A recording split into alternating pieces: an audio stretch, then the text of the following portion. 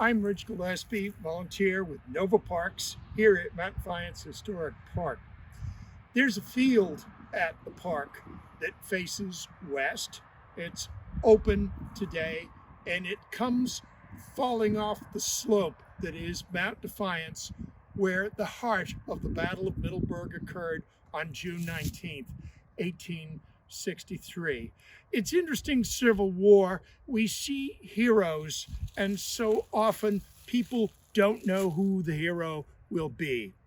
One of the units that fought here to hold this position for the Army of Northern Virginia, for General Jeb Stuart, was the 2nd North Carolina Cavalry.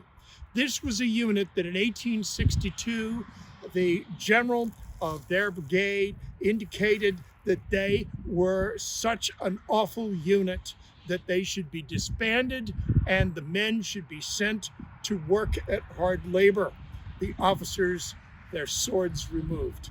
But here, over a year later, 14 months later in June of 1863, it's the 2nd North Carolina that's given one of the most difficult jobs in the battle. And that is, while the crucial horse artillery that had held this heights is withdrawn and moved to Bittersweet Farm, a half a mile to our west, to greater safety against the Union onslaught. The 2nd North Carolina was given the job of holding this heights alone. And it was in this field that one young man, just 21 years old, Lieutenant William Paul Roberts, became a hero.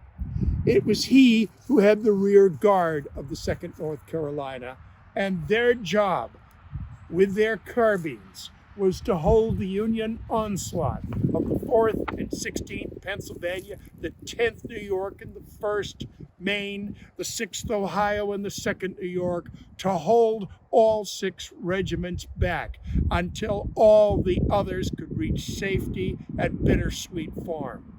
They would move a little bit down the slope here, and then they would get busy with their carbines kneeling. And then Lieutenant Roberts would move them a little bit further back, and they would kneel and get ready with their carbines and let the enemy have it. Little by little by little, the artillery was moved to safety. The other units, the 9th and 13th Virginia Cavalries, were moved to safety, and Lieutenant Roberts was able to rejoin his compadres on Bittersweet Farm, the next ridge west. There would be no more fighting of any major consequence until 2 days later, Sunday, the 21st of June.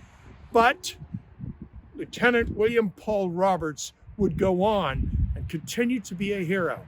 Indeed, it doesn't surprise us a bit that by 1865, the now 23-year-old Roberts was a brigadier general, the youngest brigadier general in the Confederate Army, a man who had been christened as a hero here at Mount Defiance.